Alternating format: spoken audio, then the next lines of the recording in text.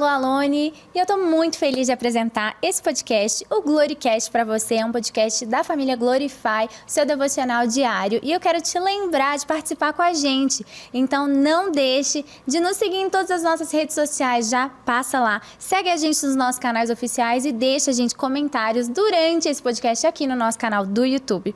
Então é isso, e hoje eu recebo, gente, uma pastora que eu admiro muito, que eu amo muito, que é uma mulher de Deus, que é uma psicóloga, gente, ela é a mulher mais inteligente que eu conheço. É pastora, é mãe. Sara Mendes, bem-vinda ao Gloricast. Lu, que honra estar aqui. Tô tão feliz. Eu tava lembrando aqui, quando eu cheguei, que quando você esteve em Goiânia pela uma das últimas vezes, eu levei as minhas filhas para te ver. Foi. E eu disse a elas que elas conheceriam a princesa da vida real. Então, isso é isso para mim, Lu. Muito, uma honra para mim, um prazer muito grande estar aqui. Servindo junto com você e podendo somar nesse aplicativo que tem feito uma diferença. Eu acredito muito no marco que o Glorify é e, consequentemente, toda essa família para nossa geração, para esse tempo. Então, uma honra, prazer estar aqui. Amo você. Amém. Amo você também. Para mim é um prazer te receber. E o Glorify também te ama demais e tem orgulho de te ter como embaixadora. Ai, que alegria isso. Que honra. Isso é graça, né? Eu acredito que é tudo sobre ele e uma honra poder servir no Glorify também. Algo que eu acredito tanto. Né? Eu sou dessas entusiastas da palavra. Eu, de fato, não acredito que há como haver vida cristã sem alimento diário. É como querer sobreviver sem alimentar-se. Não vai dar, vai morrer de inanição. Então, servir no Glorify é um trabalho tão sério, tão relevante para esse tempo, uma honra. Estou muito feliz feliz com o convite, muito feliz de fazer parte desse time tão incrível de embaixadores que a gente tem na nossa nação. Amém. Já vou começar com uma pergunta super inusitada aqui, porque você falando sobre essa importância da Bíblia. Você tem algum testemunho, assim, que você possa dividir sobre essa importância? Algo que te marcou na vida devocional, na vida simples com Deus? Porque às vezes as pessoas querem o grande, sem lembrarem que o que sustenta é o dia a dia, né? Só o dia a dia. Lu, eu acredito que as experiências extraordinárias, elas fortalecem a nossa fé, elas trazem robustez para a nossa fé, sabe? Dá esse músculo espiritual que a gente precisa mesmo. Mas eu acredito que vida cristã é feito de disciplina. E disciplina nada mais é do que fazer o que tem que ser feito, gostando ou não. Uma pessoa disciplinada estuda querendo assistir Netflix. Um concurseiro disciplinado estuda querendo ir ao cinema com os amigos. A disciplina é a base da vida cristã. E eu acredito que a leitura bíblica, a oração e o jejum, esse tripé que nos faz cristãos, ele nada mais é que disciplina. Eu percebo que o grande erro é que muitas vezes a gente é movido por vontade. Então é muito comum alguém dizer, o que eu faço? Eu perdi a vontade de ler Bíblia. Aí eu penso, mas vontade a gente tem de tomar milkshake. Vontade a gente tem de passear no shopping. Bíblia é necessidade, é disciplina, é entendimento daquilo que eu necessito como manual para a minha história. Então, eu acredito muito naquilo que se faz no ordinário, no dia a dia. As minhas grandes transformações e a ideia de que a gente está falando de uma palavra viva. A gente não está falando de algo que é um livro de autoajuda, é algo que alguém teve uma direção. A gente está falando da palavra de Deus. Então, esse lugar, esse secreto, essa volta à palavra, vai nos mostrar a suficiência dela. Eu me encanto sobre como ela é suficiente em tudo. Absolutamente sobre quaisquer assuntos. Que você e eu possamos pensar. Ela traz respostas. Eu tenho uma experiência que é um sobrenatural que eu tive e talvez tenha sido único. Eu nem sei se eu já compartilhei com você essa história, mas eu vou te contar muito rapidamente. Eu me formei em psicologia muito nova. Eu me formei aos 21 anos. Eu ia fazer 21, na verdade. E, para os meus pais, a minha profissão era abstrata. Meu pai dizia, essa profissão é abstrata. Aí eu, abstrata? Como abstrata? Assim? Ele se você vai ao médico, você tem uma receita, um pedido de exame. Se você vai ao dentista, você sai com uma dor. Mas quem vai ao psicólogo sai com o quê? E não estou falando dessa geração de psicólogos atual, que hoje a gente tem uma outra dinâmica. Estou falando de 20 anos atrás. E eu pensei, pois eu vou ser bem boa psicóloga, para não parecer que é abstrato. E eu mergulhei nos estudos, né? Eu fui estudar. E nessa eu fiz 11 especializações e 2 mestrados na minha área. na ânsia de me tornar uma profissional competente, relevante. E eu consegui. E também eu queria ganhar dinheiro, porque eu achava que se eu ganhasse dinheiro, as pessoas acreditariam que a minha profissão era bacana. E isso, de fato, aconteceu. Eu fui fazer um mestrado em São Paulo, foi tudo muito bom ali. E quando eu estava terminando o mestrado, quando eu defendi a minha tese, o médico, porque eu fiz um mestrado em transtornos alimentares e obesidade. Então, a gente preparava pacientes para cirurgia bariátrica. E era muito pouco profissional que tinha nessa época sobre isso. Então, o consultório era cheio. E o médico, que era um dos meus supervisores, me convida para ficar em São Paulo. Eu era solteira ainda. Na verdade, se a gente olhava para a igreja local, para a realidade da igreja, eu já era velha. Eu tinha 27 anos. Então, as pessoas achavam que eu não ia casar. E até eu já achava que eu não ia casar mais. Você achava que você não ia casar? Porque todos os meus amigos tinham se casado aos 22, sabe? Aos 21. Então, eu tinha de estudar, mas sempre servindo na igreja local. Eu sempre tive, desde os 9 anos, servindo na igreja local. Você nasceu em lar cristão? Eu nasci no lar cristão. Quando eu nasci, os meus pais eram da Igreja Presbiteriana do Brasil. Então, eu nasci numa igreja apaixonada pela palavra, né? Uma igreja que a gente ensina a palavra literalmente nos berçários. Então, eu cresci com essa atmosfera daquela de frequentar gabinete de pastor, de tirar dúvidas. Eu tinha 16 anos quando eu me interessei por soberania. E aí meu pastor me indicou uns livros e falou, você vai ler, mas eu vou te dizer a hora de parar, porque esse assunto tem uma hora de parar. Então, eu cresci nessa atmosfera. Então, eu servia a minha igreja local, mas minha vida profissional andava. E eu recebo um convite para ficar definitivo em São Paulo. E aquele convite me fez bem. Eu pensei, uau, é um reconhecimento, isso, do meu esforço. A minha tese tinha sido publicada, enfim. Nessa época, Lu, a gente tinha mudado de igreja. Nós estávamos na Assembleia de Deus. E não foi por nenhuma rebelião, nenhuma briga. Foi uma ocasionalidade, assim. Foi um entendimento de mudança de tempo. E nós estávamos servindo na Assembleia de Deus. E eu não entendia essa ideia do que era Deus falar, sabe? E o meu pastor me liga, meu pastor assembleiano. E ele falou para mim, Sara, eu tenho um recado de Deus para você. Eu falei, recado de Deus? Nunca vi Deus mandar recado, mas pode falar. E ele disse, Deus me diz que você não vai trabalhar secularmente, você vai só servi-lo. E, Lu, aquilo mexeu comigo. Eu pensei, mas então, por que Deus me permitiu trilhar esse caminho todo? De estudos muito difíceis, enfim. Eu fui para casa. E, na verdade, eu tinha um apartamento em São Paulo. Eu fui para esse apartamento e lá tinha um rádio. E eu liguei esse rádio. E sabe a música que estava tocando? Qual? A hora que eu liguei. Estava tocando, irei contigo, onde quer que fores, meu Senhor. E eu, desliguei. Falei, é seta? Seta. Só pode ser seta. Mas, falando do poder da palavra, eu contei essa história toda para dizer como o extraordinário também se revela quando você tem o ordinário bem feito, né? Eu fiz isso que eu não fiz outra vez. Não é porque eu não acredito e respeito muito quem faz, mas é porque eu de fato creio que quando eu leio a palavra, ela me lê. Então eu falei, Deus, fala comigo. Eu quero ouvir a sua voz e eu tô desesperada, eu quero te obedecer. Mas parece que está tudo muito confuso. Fala comigo. E eu abri a palavra. E saiu no versículo de Atos, que dizia, quanto a vós, digo que vos dediqueis ao ministério de oração e palavra. Lu, Deus falou comigo ali, né?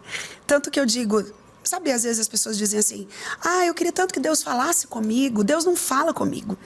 Quando alguém me diz algo do tipo, a primeira pergunta que eu faço é, quando foi a última vez que você leu a Bíblia?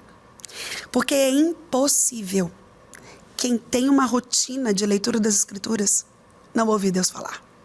E aí, às vezes, as pessoas dizem, mas eu queria ouvir ele falando em voz alta. Eu falo, leia a Bíblia em voz alta. Você ouvirá ele falar com você em voz alta. E naquele dia foi um extraordinário que me marcou, porque me direcionou. Eu tinha uma sede para obedecer. Eu voltei para Goiânia sem ter a menor ideia do que eu faria, porque eu acreditava que a minha vida estava em torno desse mestrado, que agora aconteceria no meu lugar ali, onde eu tinha alcançado um certo nível.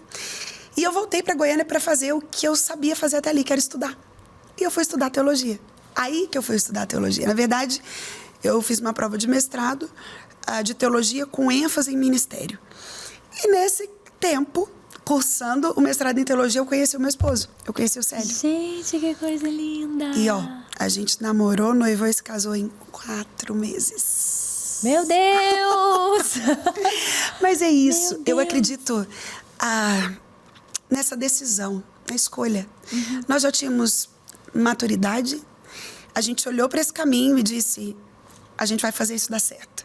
E já se passaram quase 15 anos. Meu Deus, de tudo que isso. coisa linda. Você acha que esse caminho da psicologia te ajudou no ministério? Faz parte, eles se unem, se cruzam?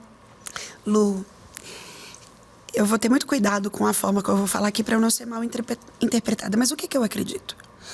É impossível que a gente fale de ciência e a gente fale de certeza.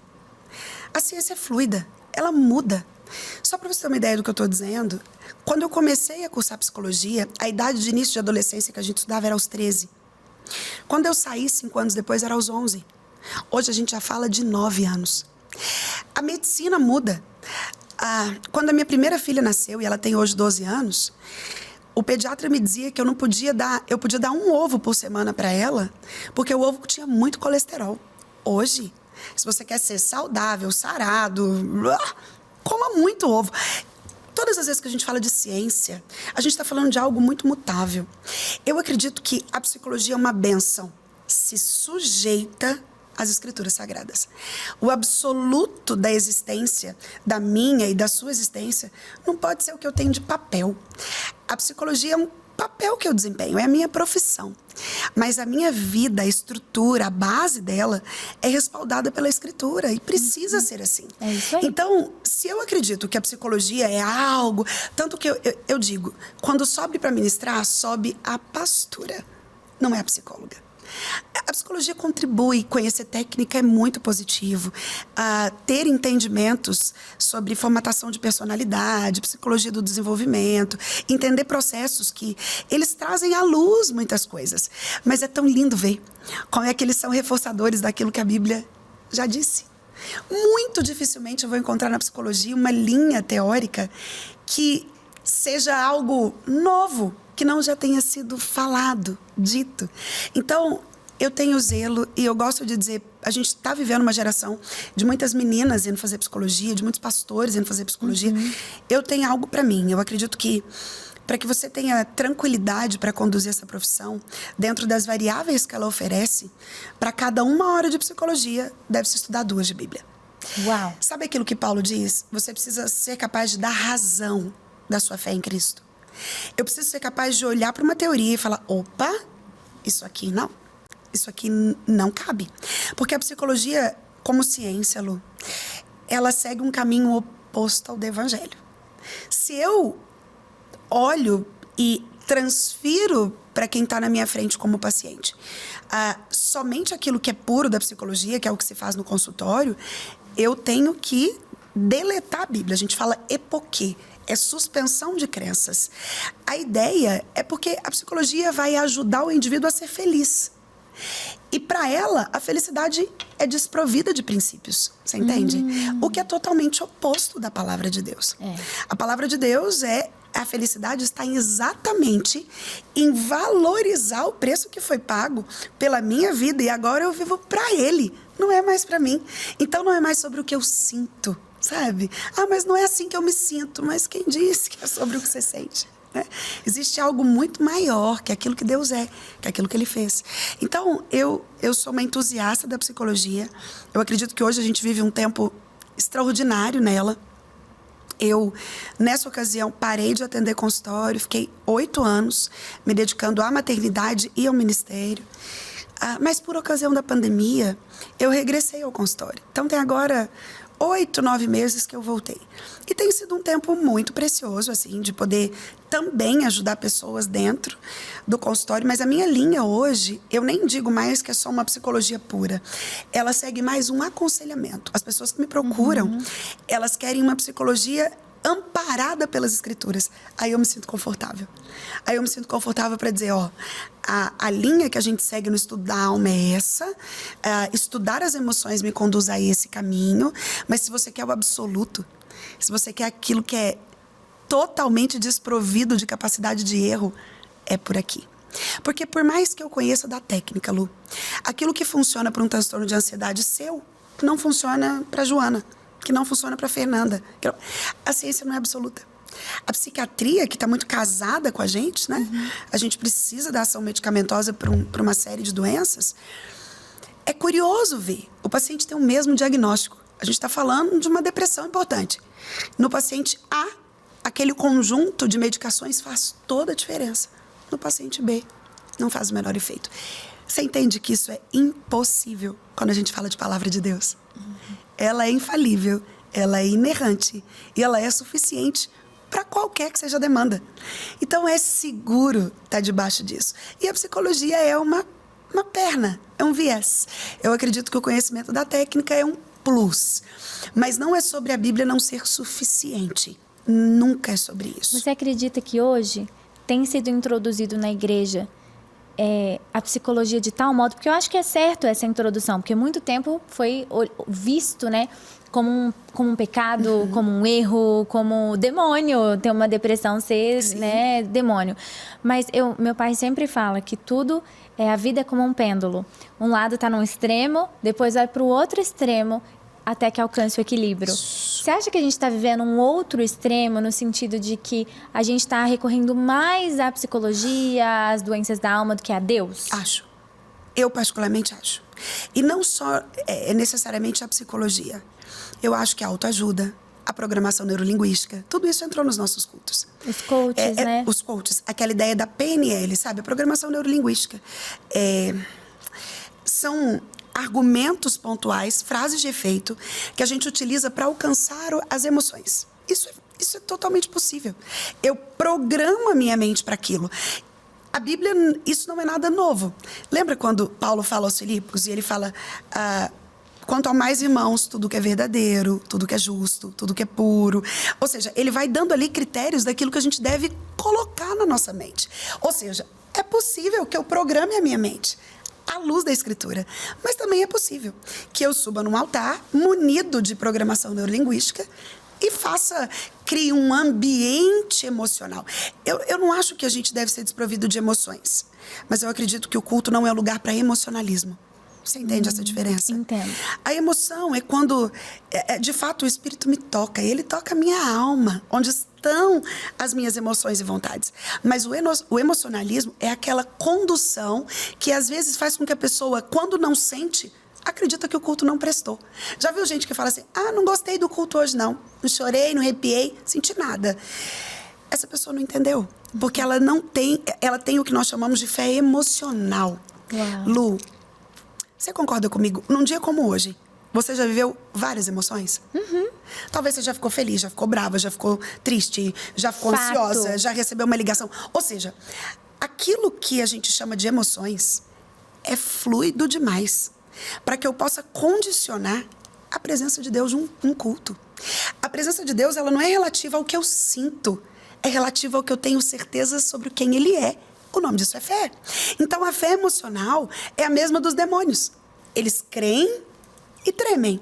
Mas isso não muda o fato deles serem demônios. A fé emocional é aquela que me faz acreditar que eu preciso sentir alguma coisa. E o culto público é um lugar que, mesmo que nós não sintamos nada, Deus está.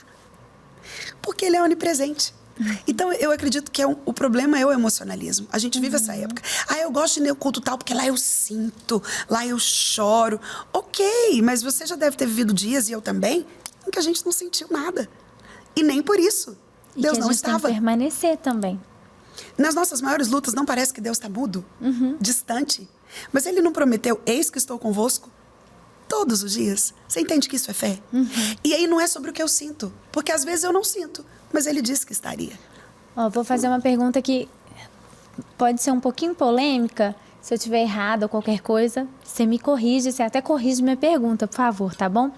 Mas eu tenho visto que numa geração onde a gente tem tido tanto essa ausência de Bíblia, eu pastoreei um tempo os adolescentes de Lagoinha.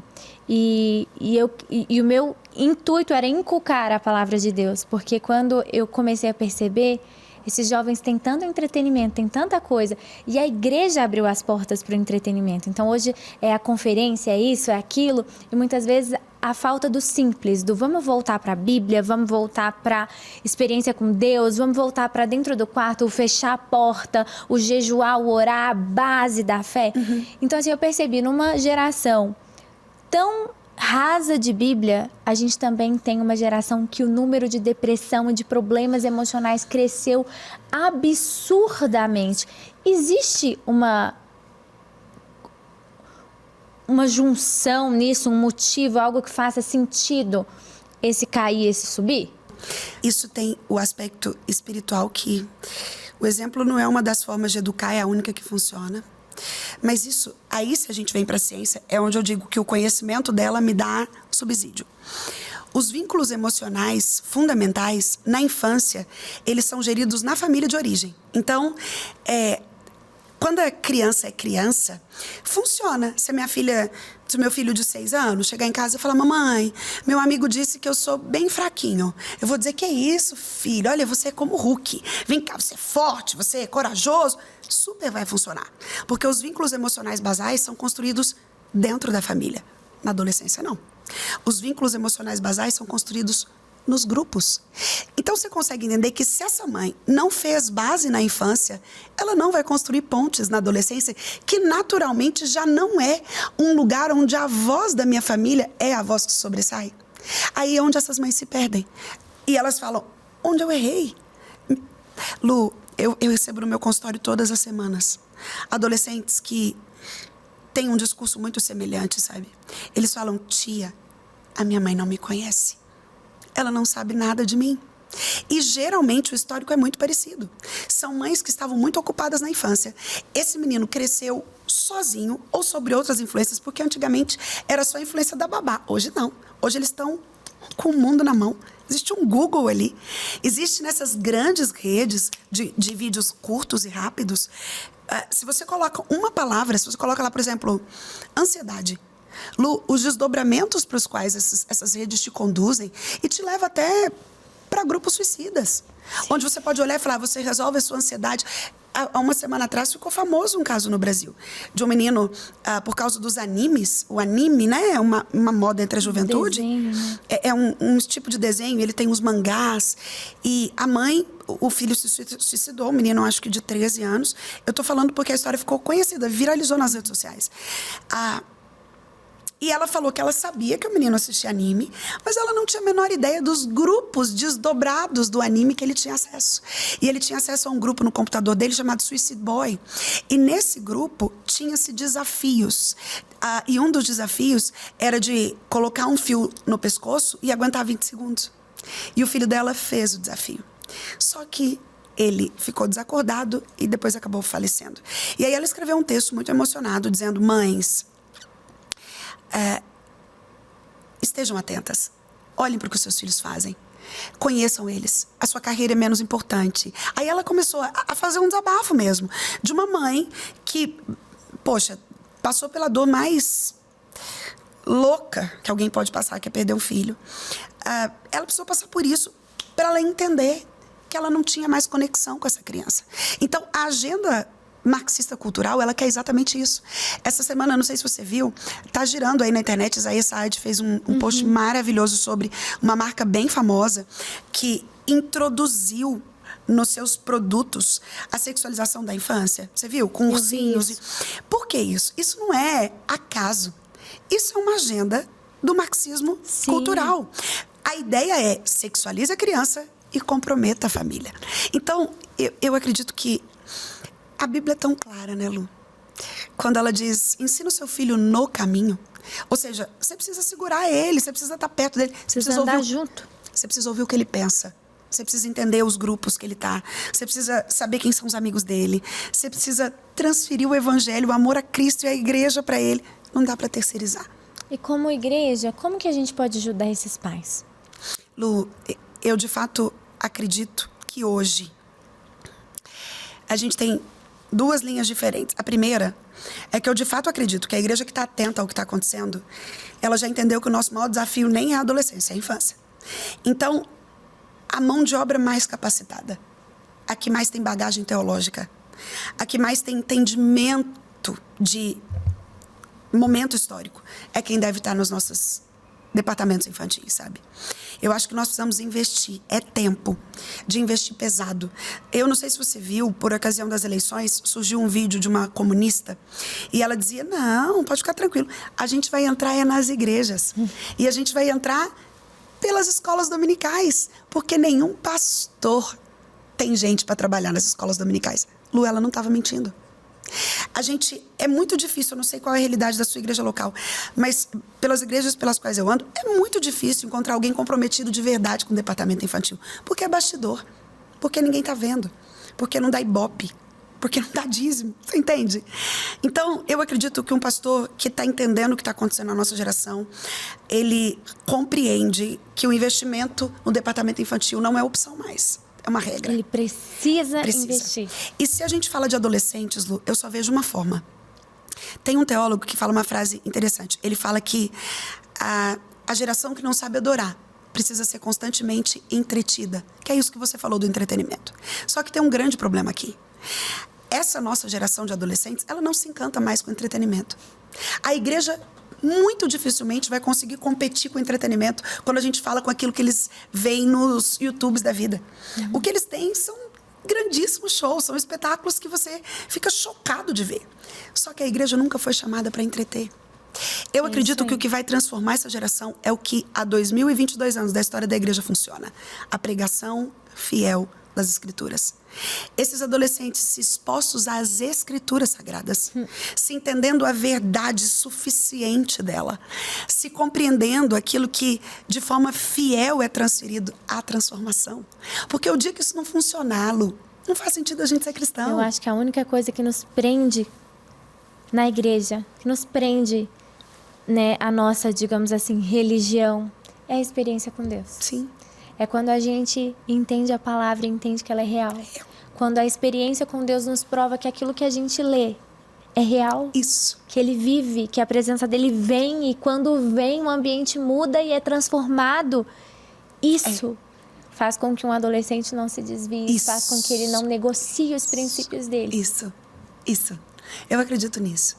Só que a gente precisa investir em pessoas que tenham um comprometimento com a palavra. Né? Eu digo que Deus não nos chamou para sermos populares. Ele nos chamou para sermos fiéis. E existe uma diferença entre essas duas coisas.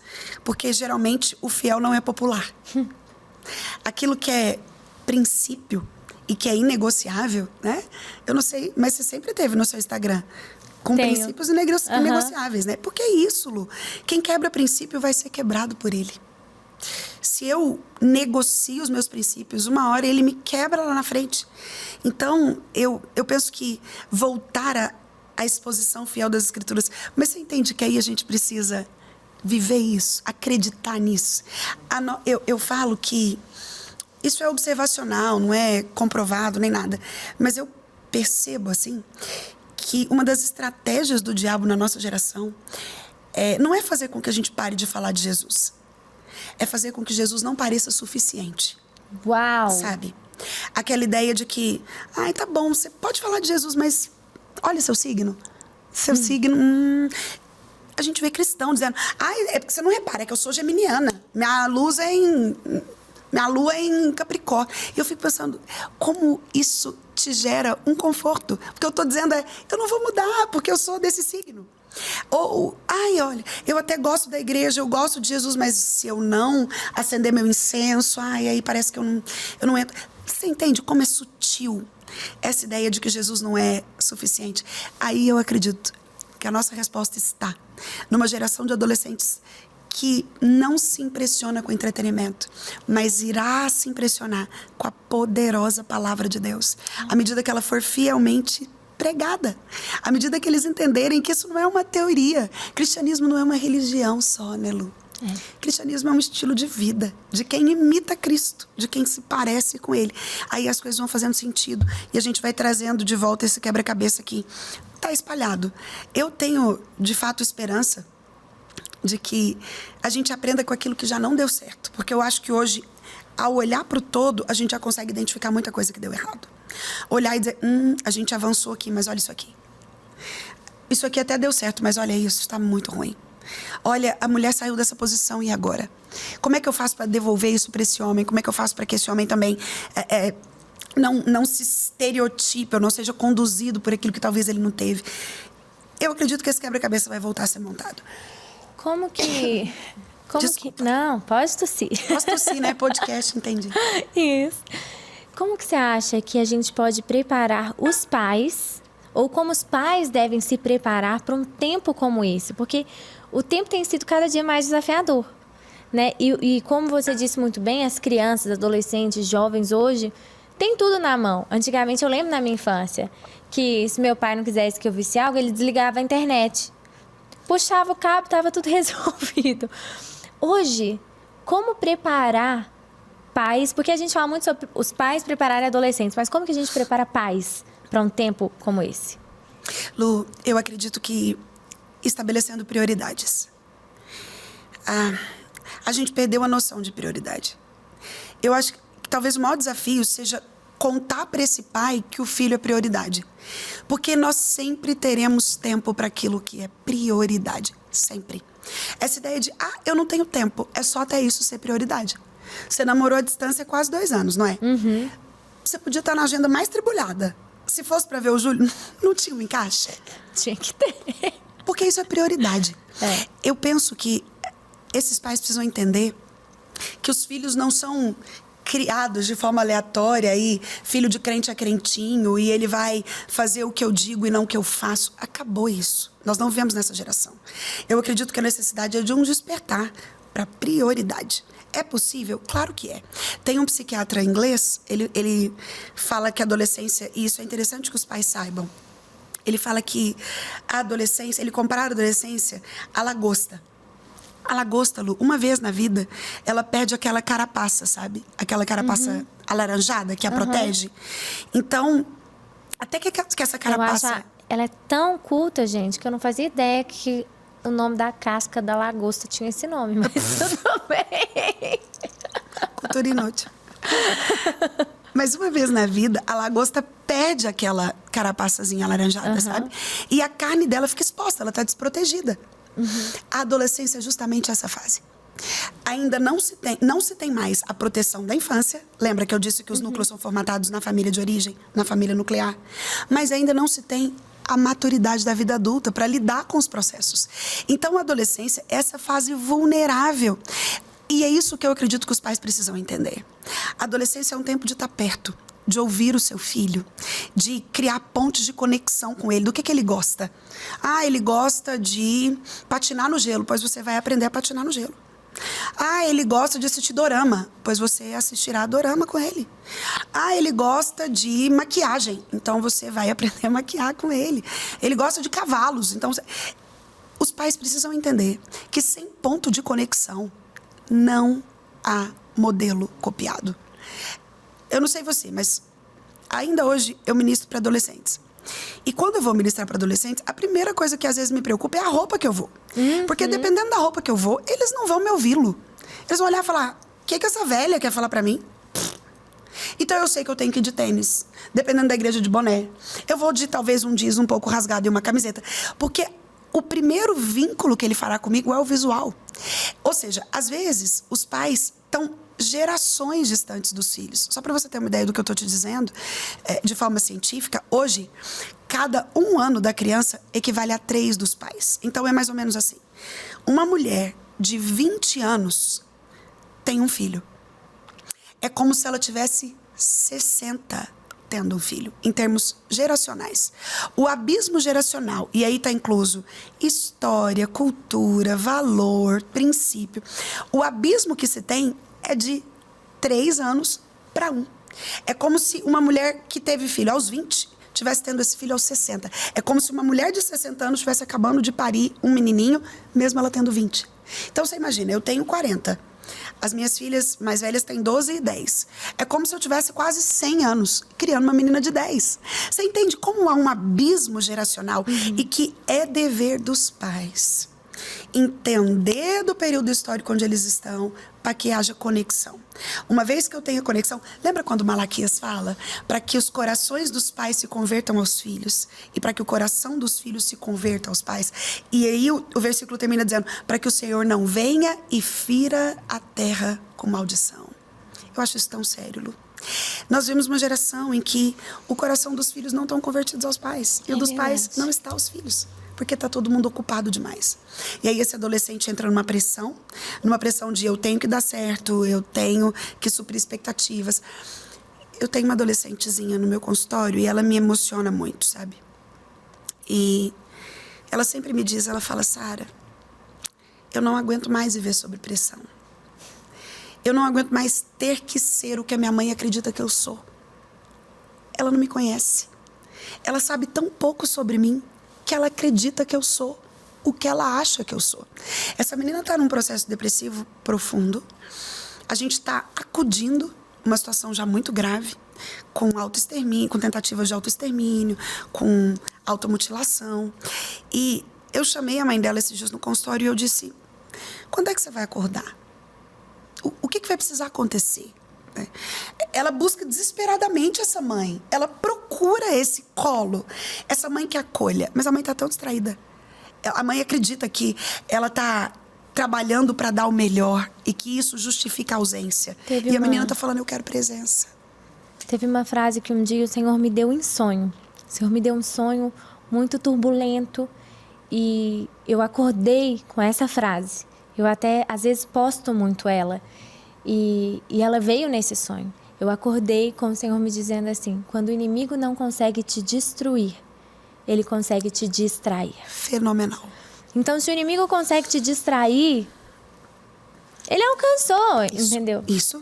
Porque, e é o que está acontecendo com essa mãe. Você quer uma geração mais traída que a nossa? Lu, nós somos distraídos. O celular fez isso com a gente.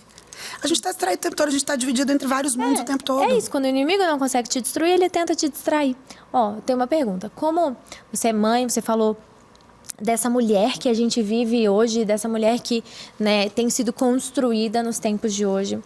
Mas como mulher e como mãe, que você também é, como não se impressionar ou não desejar, né? Porque é muito desejável, porque antes era admirável aquela mulher que ficava em casa, que era mãe, que cuidava dos filhos. Nos filmes, né? Aqueles filmes de Hollywood, os filmes americanos, né? Mostrava ela em casa e o marido chegando e os filhos e a comida, mas hoje não. Então, e a gente quer muito aquilo que nos impressiona, aquilo que a gente vê, aquilo que a gente aprende, tanto nos filmes, na TV ou em qualquer lugar.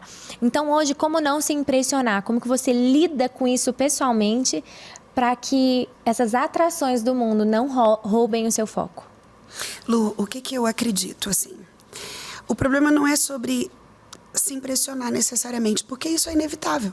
Uhum. Eu acredito muito na escolha, no entendimento de necessidade, sabe? Não há nada de errado de eu olhar e dizer, nossa, que legal essa carreira, né? Nossa, que legal essa trajetória e que bacana e que bom seria se eu pudesse fazer aquilo. Mas, primeiro, o entendimento de limitação. Nós somos seres limitados. A gente nunca vai conseguir fazer tudo. E dentro disso está o que nós chamamos de escolha. Lu, o conceito de maturidade, ele está muito ligado à capacidade que o indivíduo tem de fazer escolhas e segurar as consequências delas. Você entende que é possível não ser nem um pouco maduro aos 80? Uhum. Tem gente aos 80 que acredita que as consequências não virão. Ou que quando elas vêm, falam, mas não era isso que eu esperava. Oi? Uma pessoa madura, ela entende o viés da escolha, ela sabe que toda escolha tem um preço. Toda escolha tem um preço, Lu. Sabe quando você caminha no shopping e você vê as vitrines e lá tem preço das coisas? E às vezes você gosta muito de algo. Você olha um sapato e fala, sapato da minha vida. Eu combino com todos os meus looks, é o sapato mais incrível que eu já vi. Mas aí você olha o preço e você fala, ixi, não dá pro meu bolso. Nem se eu dividir em 1000 vezes, nem se eu pegar dinheiro emprestado, vou ter que ficar sem esse sapato. Assim é a escolha. Tudo que nós formos escolher tem uma etiqueta de preço. Tudo. O problema é que às vezes a gente faz escolhas achando que algo mágico acontecerá no meio do caminho que vai pagar aquele preço. E não. Quem pagará o preço sou eu. Por isso que é tão difícil lidar com a escolha do outro. Então, por exemplo, eu me encanto muitas vezes. Eu olho, eu admiro, às vezes eu até tenho vontade. Mas quando isso acontece comigo, eu me lembro da escolha. Eu me lembro que quando eu entendi o plano da redenção, quando eu entendi o projeto de família que o Senhor tinha, quando o Senhor me confiou filhos, herança. Lu, herança é algo que você não trabalhou para ter, você entende? Herança é algo que alguém trabalhou e você só ganhou. Os filhos são herança. O Senhor me deu 3 heranças. Quando eu olho para tudo isso, eu faço escolhas. Eu não acho que isso é simples. Eu não acho que isso é fácil. Mas eu acho que é necessário. É maduro. É eu olhar e dizer, eu não posso ter tudo. E eu não vou querer ter tudo. E que bom que algumas mulheres parecem conseguir. Porque o bastidor do outro, às vezes, é muito diferente daquilo que é a realidade mesmo, né? É verdade. E esse é um grande problema, no meu ponto de vista, que a gente tem hoje com as redes sociais. Que é a tal da comparação. Lu, a comparação é inimiga da gratidão. Não tem como. Se você se comparar, você não vai conseguir ser grato pelo que você tem e é. E o grande ponto é que a gente nunca se compara com alguém que tem menos. Já viu? Nunca. É verdade. Você sempre se compara com alguém que tem mais. Ah, mas fulano tá viajando em tal lugar. Poxa, você acabou de viajar para outro. Mas fulano tem tal coisa. Poxa, mas... Ou seja, quem compara não consegue ser grato. E aí a gente entra e se compara com algo que a gente sabe que é muito mais falso do que real, né? E a gente quer condicionar, quer moldar a nossa vida àquilo. Então, eu acredito que é isso. A gente só consegue não ceder ao encantamento, e aí eu penso que é o grande ponto, lembrando da escolha. Lembrando que eu não vou conseguir ser boa em tudo. E que se eu trilhar aquele caminho, vai ter um lugar que vai padecer. E aí a grande pergunta é, eu consigo pagar o preço pelo que vai padecer? Porque se eu olho para os meus filhos e penso, eu não conseguirei pagar o preço de vê-los perdidos, desviados, distantes, então eu preciso estar com eles. É isso que eu acredito. O problema não é, às vezes, só para exemplificar isso melhor. Às vezes eu recebo na minha caixinha assim, ó, pastora, fui traída pelo meu marido. Meu casamento acabou. Como não sofrer? Minha vontade é dizer, morrendo. Como? Você entende que a nossa geração, de fato, ela acredita que é possível excluir o que se sente? Sabe, essa ideia de como não me encantar? Você vai se encantar. Como não doer? Vai doer. Como eu não vou sentir saudade? Você vai sentir saudade. O problema é o que você faz com isso. O problema é quando eu consigo olhar pro que eu sinto, mas entender que eu preciso escolher o mais prudente, sabe? Aquela ideia de... Sabe quando a Bíblia diz? Deus coloca na sua frente a bênção e a maldição. E eu acho que volta lá pro início do nosso podcast. Mesmo que eu sinta algo, não é isso que me guia. Não. Não é isso que me guia. O que me guia é a palavra, o que me guia são os princípios, o que me guia são os valores e princípios, os quais eu acredito, eu respeito, eu valorizo. Então, mesmo que me doa, mesmo que essa escolha tenha um preço, mesmo que isso me custe algo, mesmo que aos meus olhos aquilo pareça muito atrativo, eu tenho que fazer uma escolha. Uma escolha. Lu, é tão perigoso quando a gente vai entrando pelo caminho que a gente sente. As ideologias nada mais são do que isso, né? A tão falada ideologia de gênero, a ideia é essa, o menino nasce menino, ele tem genital de menino, ele tem próstata, ele é menino. Mas a ideologia de gênero faz a gente acreditar que aquele menino tem o direito de olhar e falar assim, eu não me sinto menino. É a mesma coisa de eu virar pra você agora e falar, oi Lu, hoje eu me sinto de olhos azuis. E você vai dizer, Sara, mas você não tem olhos azuis. Eu vou dizer, mas eu me sinto. Oi? Você entende que é uma desconexão com a realidade? Um dia um médico falou, ele estava até sentado na nossa casa, e ele falou assim, engraçado, né? Hoje se chega, por causa da ideologia do gênero, um menino que se sente uma menina, daqui a um tempo eu serei obrigado a operá-lo. Serei obrigado a operá-lo. Porque eu tenho que aceitar que ele se sinta assim. E se ele se sente assim, eu preciso respeitar isso e eu preciso mudar esse incômodo dele. Mas, se chega o mesmo menino na minha sala, e não é ideologia do gênero, ele chega pra mim e ele fala assim, eu me sinto um saci. Eu não posso arrancar a perna. Eu sempre me senti um saci. Eu posso operar a perna dele? Não, eu tenho que mandar ele pra um tratamento psiquiátrico. É isso. É isso aí. Brilhante. brilhante. É sobre isso. E Lu, o nosso sentir é muito perigoso. Jesus, no Sermão da Montanha, ele falou: bem-aventurados os puros de coração, porque eles verão a Deus. Você concorda comigo que ver a Deus é o alvo da vida cristã? Sim. Só que o grande ponto é que coração na Bíblia não está ligado necessariamente a esse órgão que pulsa e que a gente faz assim ou a gente manda um emoji. Coração na Bíblia é centro de personalidade. Todas as vezes que aparece a palavra coração na Bíblia, ela está falando de intelecto, emoções e atitude. É por isso que, você entende que a amplitude da pureza é muito maior? Quando Jesus disse, bem-aventurados os puros de coração, ele está dizendo o seu intelecto, ou seja, aquilo que dirige a sua razão, as emoções, aquilo que condiciona o que você sente, e a sua ação, aquilo que concretiza o que você faz, precisam ser puros. É por isso que é desafiador. E é por isso que não é sobre o que eu sinto, é porque eu sei que eu tenho que fazer. Ver a Deus não é algo que eu estou disposto a negociar. E se para ver a Deus eu preciso ter coração puro, esse é o alvo. Não é, mas eu estou me sentindo puro hoje. Mas você está puro? Você fez alguma coisa para estar puro? Porque sentir é muito fácil.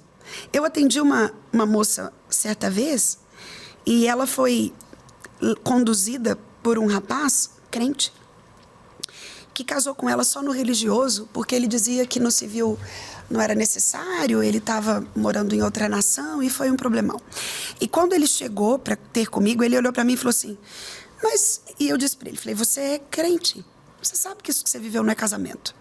Ele olhou para mim e falou, mas eu me sinto casado. Eu falei, mas sentir não credencia ser. Sentir é aquilo que a gente disse, é volátil demais. Para que eu diga, eu sou algo porque eu me sinto assim. É isso que a nossa geração não sabe lidar. Porque a nossa geração, ela é incitada a fazer o que sente.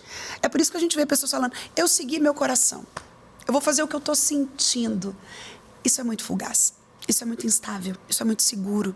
Fé é certeza, né, Lu? Não é assim que o autor de Hebreus fala? Isso aí. Fé é certeza de fatos que se esperam e é convicção daquilo que eu não vi. Não cabe sentir na fé. Não cabe o que eu acho que é fé. Fé está interligado com convicção e certeza. Então, a gente precisa só... É por isso que eu digo que a Bíblia é suficiente. Todas as vezes que surge um conceito, se eu for procurá-lo à luz da Escritura, eu vou encontrar um caminho para o qual seguir. Amém. E é para isso que a gente precisa se dedicar. É por isso que é tão precioso a gente poder falar disso, né? É tão precioso a gente poder pensar nisso e abordar tudo isso e trazer informação. Eu acho que o conhecimento liberta da ignorância, né? Quanto mais eu sei sobre algo, menos ignorante sobre aquele algo eu me torno. É verdade. E a gente vai construindo esse caminho. E a gente, de fato, é ignorante em muitas coisas. Você acreditava que manga com leite matava. Você lembra disso ainda? Pois até o dia. Não, eu acreditava até um tempo atrás que assoviar chamava cobra, porque minha avó sempre falou que assoviar chamava cobra. Aí com 20 e tantos anos eu fui descobrir que não chamava cobra. Tá vendo? É porque ela não gostava que assoviasse dentro de casa. E o conhecimento te libertou dessa ignorância. Mas vamos encerrar o nosso podcast por hoje. Obrigada, muito obrigada, Lu. pastora Sara Mendes, eu amo você. E eu quero deixar um recadinho para você que está em casa. Esse podcast não é sobre feminismo, marxismo, ideologia do gênero. Esse podcast é sobre você conhecer a palavra de Deus, amar a palavra de Deus. E ela vai te guiar em tudo que você precisa saber, em todos os caminhos que você precisa tomar. Às vezes você ouviu e você está pensando, meu Deus, eu preciso melhorar como mãe. Então volte para a palavra de Deus, leia a palavra de Deus. Todos os caminhos, as rotas estão na palavra de Deus. Não tem um sentimento de culpa, mas tem um sentimento de que se você caiu aqui, você caiu para acertar. Talvez o Senhor ou um amigo, alguém te mandou esse podcast exatamente, não para que você fique culpado, mas como um desvio de rota onde você viu, opa, eu estava seguindo um caminho errado, mas Deus permitiu que esse conteúdo da pastora Sara Mendes chegasse até mim, para que eu conserte, para que o futuro seja brilhante, porque há tempo para você, existe tempo para você, existe tempo ainda para você ser essa mãe brilhante que vai fazer a diferença na sua casa, com seus filhos, com a sua família, com o seu marido. E ouça e tenha coragem de fazer aquilo que Deus tem te mandado. Às vezes o Senhor tem falado, o Espírito Santo nos incomoda, mas devido a tantas coisas, influências do mundo, a gente acaba escolhendo ignorar aquela voz do Espírito que está falando ao nosso coração e ouvindo o que as circunstâncias, o redor, o que o mundo tem falado. tanto ao nosso respeito quanto ao que devemos fazer ou como devemos agir. Então eu quero te dizer, o segredo é sempre buscar a palavra de Deus. E como a pastora Sara começou dizendo, isso é diário. Isso não é um acontecimento que vai transformar tudo, não. Isso é o dia a dia, isso é construir, isso é fazendo devocional, isso é lendo a Bíblia, isso é tendo tempo com Deus. Então, tenha tempo com Deus. Baixe o Glorify, faça o seu devocional diário e a gente te espera no nosso próximo podcast. Até lá. Tchau, tchau.